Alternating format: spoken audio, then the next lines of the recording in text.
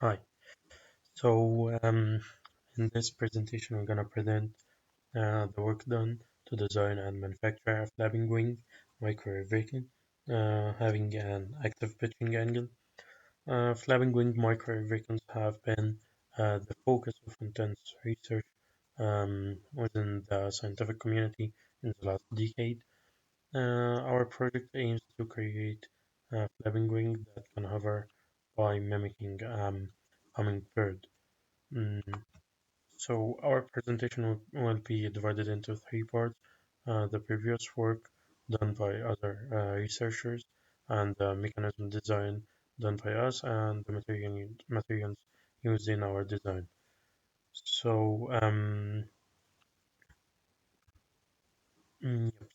the previous work we're gonna introduce three papers.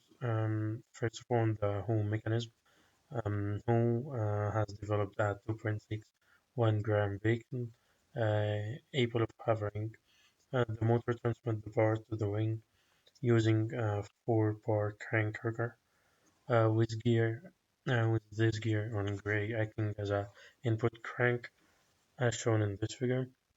Each wing has symmetric 4-bar set showing the gear crank. Mechanical stopper shown in light blue limit the maximum um, angle of attack to 45 degrees. However, to apply the system required by Professor Taham, the pitch of the wing should be actively controlled. So, and this mechanism is passively controlled. However, our requirement is to design uh, active controlled pitching angle. The second previous mechanism was done by DARPA. DARPA is a Defense Advanced Research Project. It has developed a small life-sized flapping wing hummingbird mechanism. I think in the last year or 2 years ago, something like that, um, they created this flapping wing. They created it um, they created it and tested it, and a video shows it flying in real life, and that was amazing. But they also used this vehicle has everything on board: batteries, communication systems, video camera, and it only weighs 19 grams, which is amazing. Depends on a continuous rotating crankshaft driven by a motor, as shown in the figure, and two strings connect the crankshaft with the pulleys, shown in black on this figure also. Um, as the motor rotates, the crankshaft rotates, making the pulleys to oscillate, and when the pulleys oscillate, it drives the wing to flap. So this design, the main problem with this design also that it doesn't fulfill our experimental requirements, as it also have a passive pitching angle control. But we used this design. It helps us a lot. It helps us a lot in designing the prototype and all this stuff. All our prototypes done. Then we're gonna introduce personal mechanism. In this mechanism, Cohn, the author of this paper, designed the parallel crank rocker flapping mechanism. The parallel crank rocker mechanism has upper and lower mechanism parallel to each other, and they are connected by a cylindrical joint, giving the system the needed 2 degrees of freedom. However, the wing's frequency of this mechanism was insufficient to generate enough lift to raise the whole body. This mechanism wasn't supposed to fly. He was just testing the idea of the pitching angle, the active pitching angle, and the stoppers. So as you can see here, he really made a stand for it to just fix it on the ground. Mm, then we're gonna introduce our main concept, as since the design of all previous work wasn't able to fulfill our requirements with an active pitching control. The main concept is to design a flapping wing mechanism having 2 degrees of freedom using only one motor with a pitching angle of 30 degrees, working at frequency of 15 hertz. So in this slide, it's supposed to work as a video or an animation, a small animation. I think it's gonna work in your presentation, but here, as I'm taking this video, it will not work for me. It's gonna show the wing at the beginning position with 30 degrees angle, uh, 30 degrees pitching angle, and then it will go to the far end, and then by a mechanical stopper or any mechanical mechanism, we're gonna turn the wing to the other side, making a negative 30 pitching angle, or you can say 30 degrees pitching angle on the other side, and goes back to the beginning position. This helps the mechanism to cancel the drag, first of all, and it's gonna generate double the lift. So this helps us a lot. Okay. We designed several prototypes to create those desired requirements. In each prototype, there was some limitation. So in each prototype, we tried to fulfill all the requirements, but sometimes there's a limitation here. So we try another prototype. We face a problem in some points. We try to fix it in the next prototype by introducing new stuff in it. Our specification is, as we said, a frequency of 50 Hz and enough lift to raise itself with a size that can fit in a cube of 15 centimeter, weighing from 20 to 30 grams. We introduced prototype 1.3. Prototype 1.3 is a like we utilized a commercially available mechanism found in many flapping toys. So you can find this mechanism in off-the-shelf parts. However, we provided mechanical stops to control the maximum wing pitch. We just take the commercial parts and saw how it was designed, and then we add mechanical stops to it to control the maximum wing pitching angle.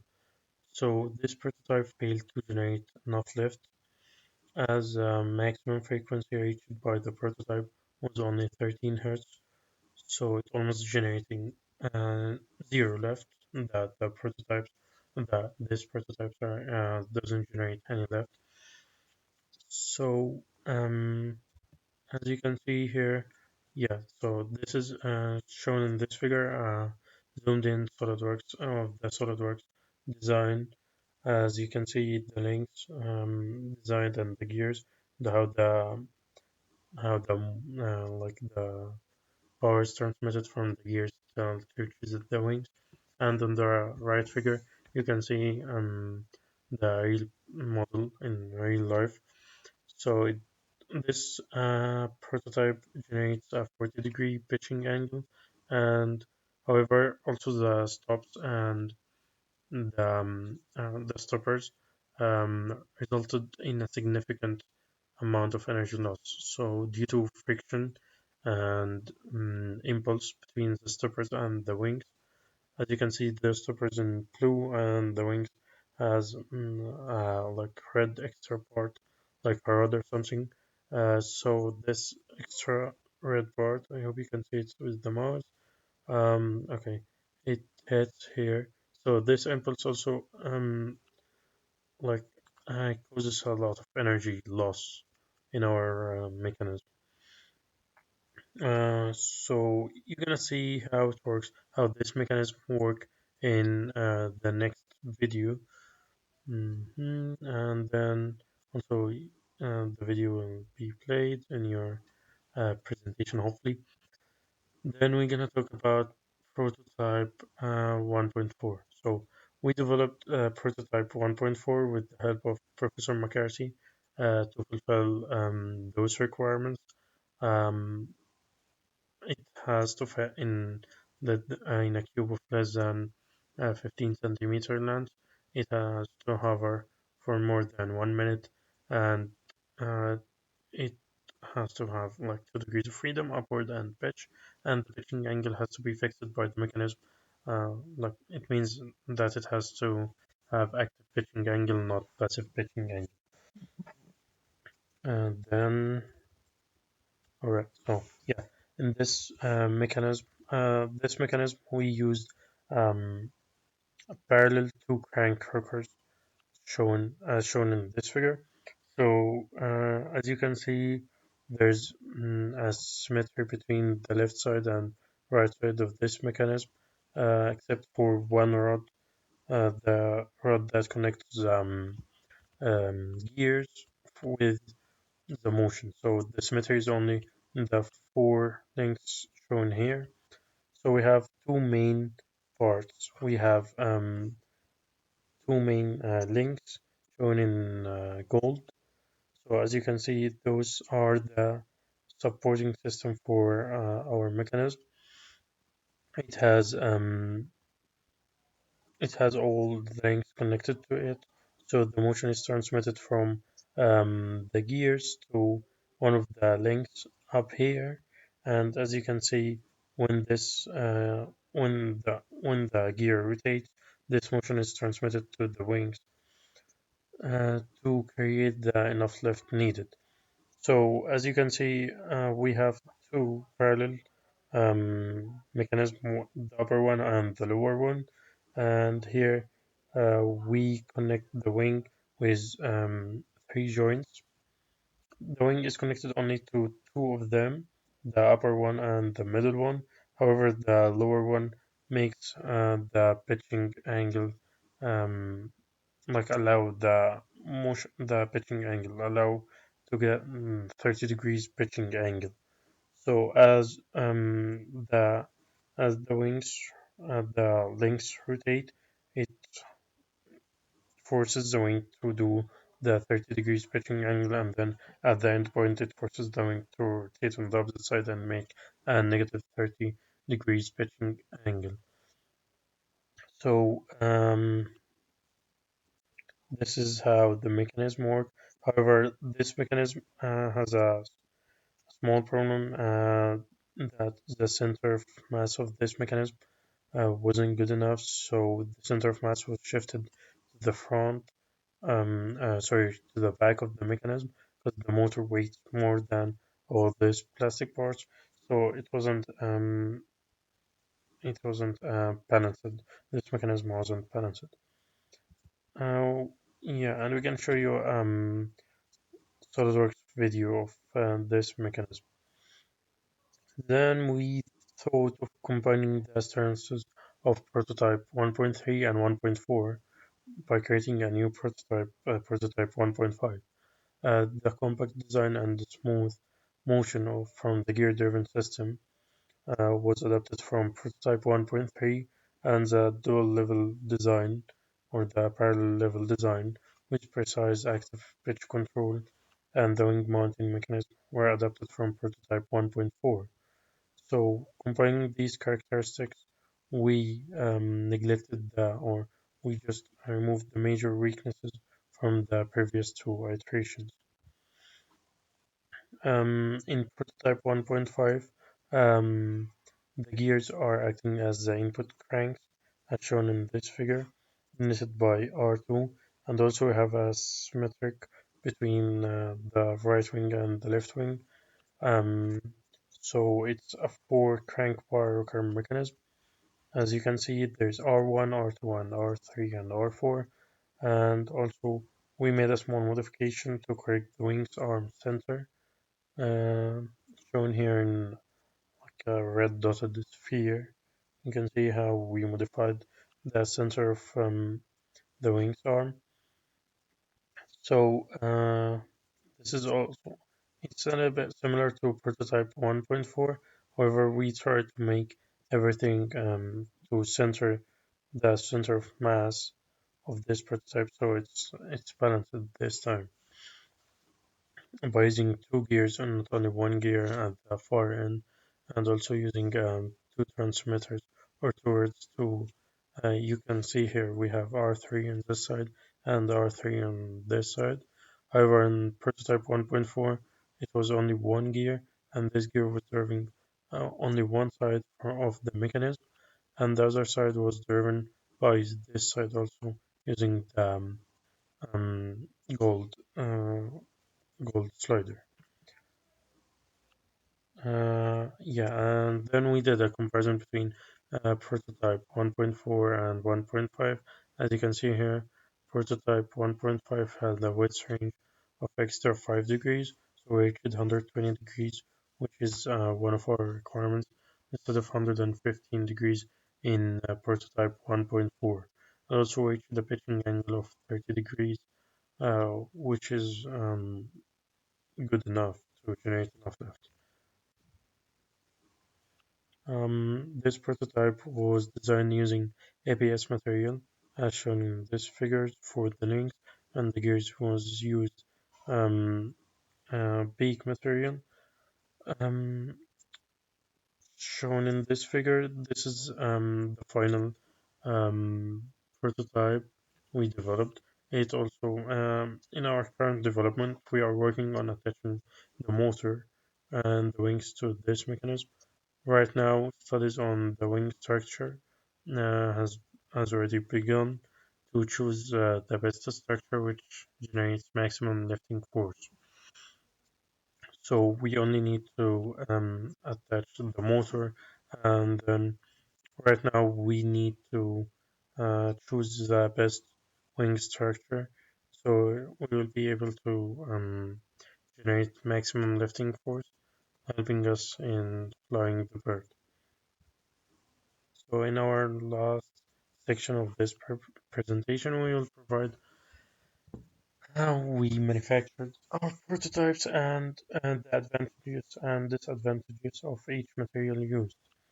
So in the manufacturing procedures used to create the microstructure vehicles. So our vehicles was very was was very small in size. So it was hard to design each part, and it has also to mm, has a good strength, as the frequency of this vehicle was 50 hertz, which is large. So most of our parts was 3D printed parts. However, we also used a lot of the shelf parts, such as pins and to connect the rods and motors and all this stuff. So the material used depends strongly on the application.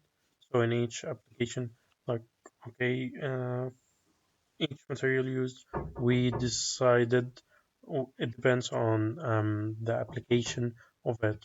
So chemical parts were used, okay, to fulfill. Sorry for that. Okay, I wasn't concentrating. So chemical parts was used. Uh, yeah, so chemical parts was used because it was much cheaper than to print 3D print the pins and all that stuff. And most of the 3D printed parts because we weren't able to find those parts on on the shelves. So we just tried to find those we just try to 3D print those parts in our lab, um, so it's much easier to do it. Okay, so yeah, the material used in our research, it, like we have a list of different materials. We tried a lot of different materials, but the ones we find the best to use for each particular part, we're gonna discuss it here.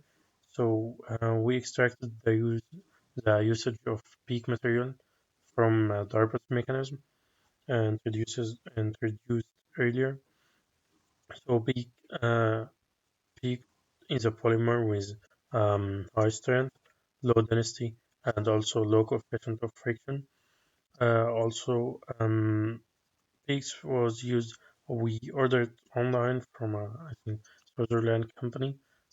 Peak was used for the gear as it has very high strength and low coefficient of friction.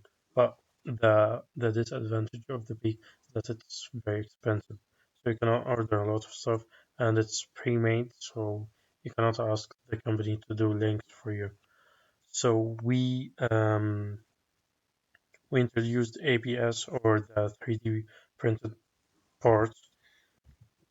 Most of the 3D printed parts are made from ABS, such as the links. It also has an average strength with light density. So ABS has average strength, but it has light density. However, it has a little bit high coefficient of friction, which is bad for us. So some energy was lost due to the friction between the links, but we wouldn't able to make it using peak material, and also because you need to try, like, in doing those stuff, you need to try a lot of different mechanisms.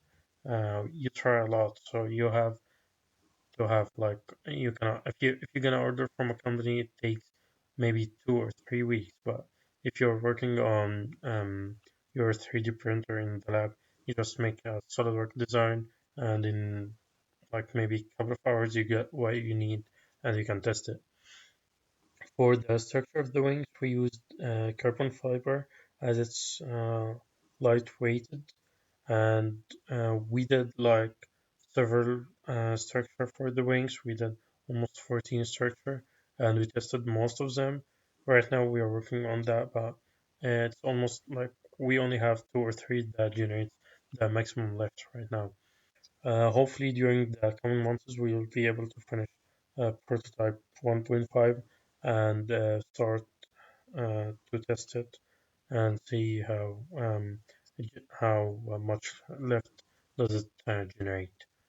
And I think, yeah, that's all. So we would like to thank all the team members who helped us in this project, and we'd like to thank you all for listening.